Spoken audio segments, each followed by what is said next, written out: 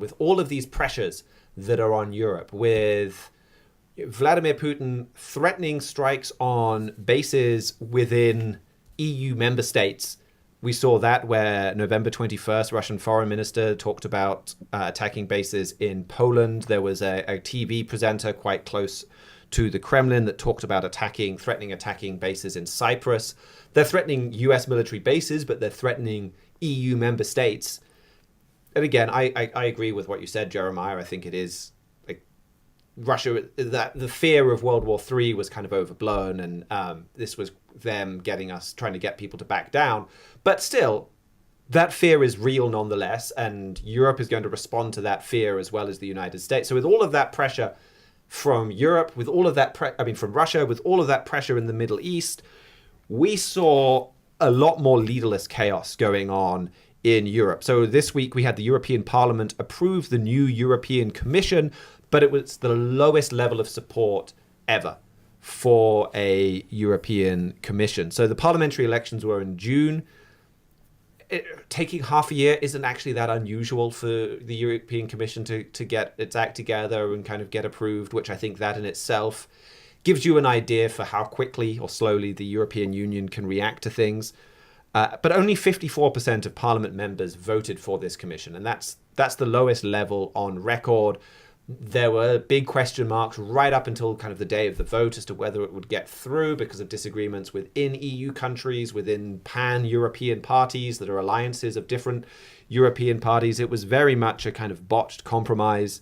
So you've got a lot of weakness there. And then France, I think, has been some of the most dramatic political news in Europe this week, as you have this game of brinkmanship between the French Prime Minister Michel Barnier and they get called far right. I don't really like calling them far right, but the National Rally Populist. or National Front. Sorry? Populist. I don't really like that term either.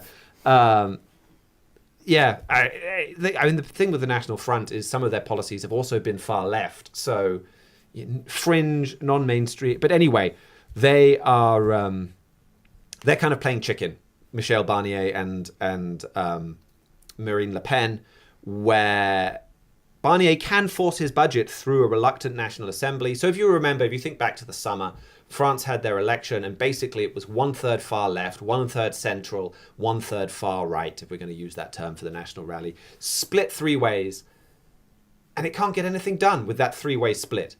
They really can't agree on anything.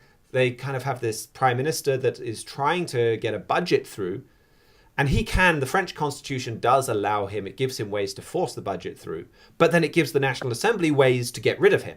And so they're kind of playing chicken, where he's trying to force through the budget, and Marine Le Pen is saying, well, if you do that, we'll get rid of you as a prime minister.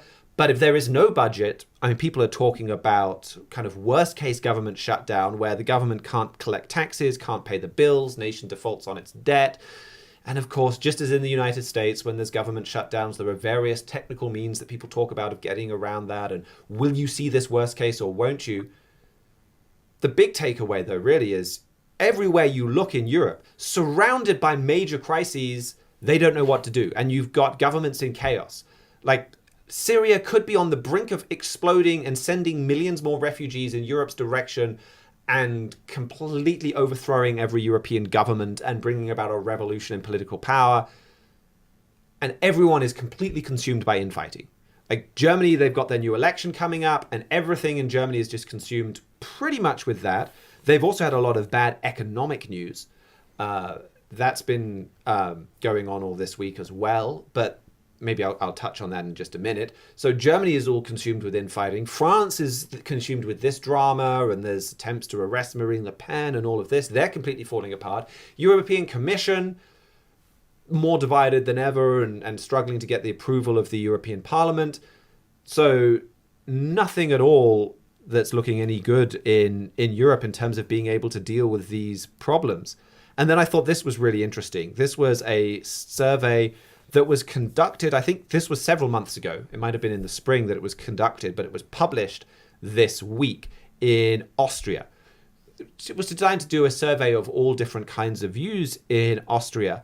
But 1/3 of Austrians said, I would like to see a strongman at the head of this country who doesn't have to worry about a parliament. That is where this is leading, where nations, individuals see the crises building beyond their borders. They are afraid of nuclear war. They are afraid of Vladimir Putin using ICBMs in their country. They are afraid of migrants moving in and how that could transform their country, of how the Middle East falling apart would affect them. And they see a government that can't get anything together. And more people are saying, oh, I wish we just had a strongman in charge. You didn't have to worry about this squabbles in Parliament. I think also surprisingly from this, it was from the Documentation Center of Austrian Resistance.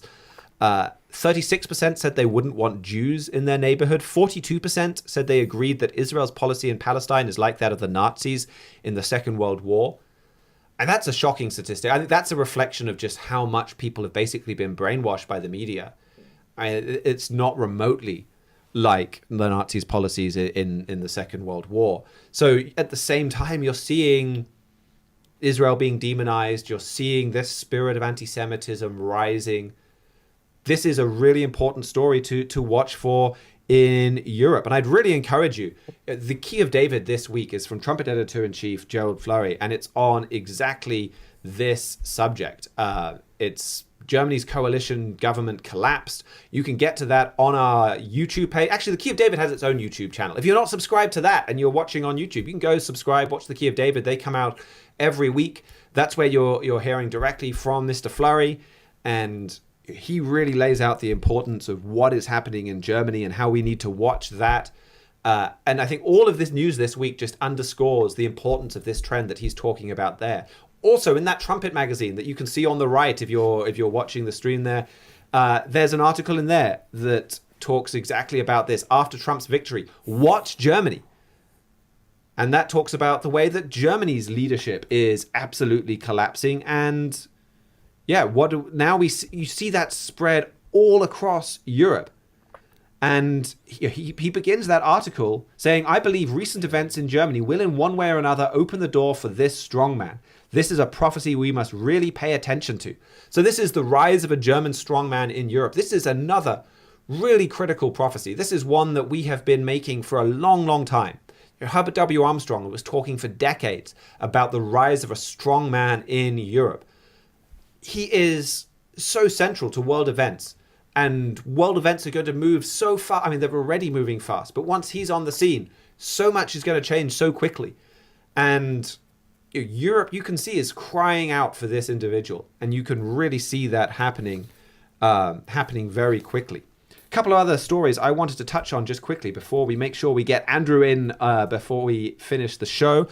One is that we mentioned Mr. Flurry's article in that latest Trumpet print on Lebanon. And one of the things that he draws attention to in that article is Cyprus. That article is The Fall and Rise of Lebanon. But he talks about Cyprus, the role that Cyprus has always played as a stepping stone for Europe getting more involved in the Middle East. And so I thought it was really interesting that the Cypriot president was speaking at an economist summit last week on Thursday, and the foreign minister was as well. And they both spoke very strongly about their need for more Europe. For Europe's need to get stronger, for Europe's need to sort out this leadership problem and this division that they're plagued with, and get more involved in Cyprus and the Middle East. So the president, he said, stability, welfare, and security in the Eastern Mediterranean are inextricably linked to the stability and safety of the EU. He called for the EU to play a substantive role in the region with active involvement and close cooperation with regional partners such as Egypt, Jordan, and the Gulf states. He offered up Cyprus to, quote, act as a bridge between the EU and the region. He talked about the EU to help negotiate peace between Cyprus and the breakaway Turkish Cypriot Republic there in the north. The foreign minister, he warned that Europe risks becoming irrelevant in this whole discussion. If you keep squabbling like this, you're just going to be irrelevant to what's happening in the Middle East. And we want more Europe involved. And like I said, Cyprus also, they were threatened by Russia. Another reason for them to get Europe involved. So I thought it was really interesting. Both of these leaders did talk about the United States. They did talk about Britain, both of whom have a military presence on Cyprus and would be the powers that Cyprus traditionally looks to for protection. But they very strongly included the European Union in that. And I thought that is well worth paying attention to when you look at what Mr. Flurry has written. And what he wrote in that Trumpet print and about the key role that Cyprus will play. And the other story I wanted to talk about briefly is just this economic news from Germany, where so much bad news for German manufacturing this week. So Bosch announced over the weekend cutting about 40,000 jobs in Germany. Another 10,000 employees would have their hours cut down from 40 hours a week to 38 to 40 down to 35.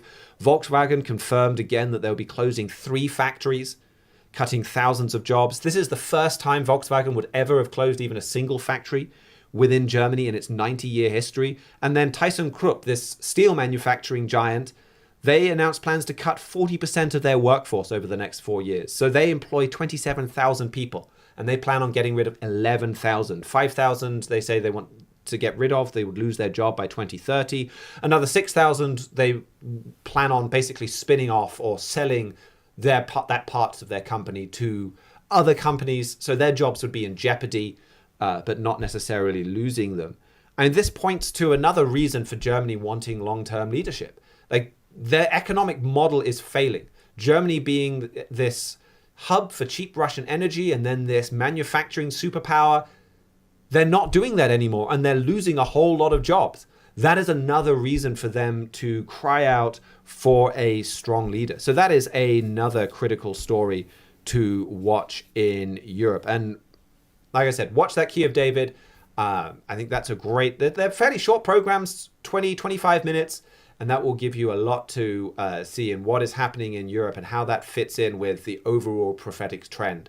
So, I mean, we're recommending quite a few different things. We'll try and note them down in the show notes. But if you do one thing, I would say go watch the Key of David for this weekend and get caught up on that critical story. If you do 2 things, watch that and then subscribe to the Trumpet print magazine.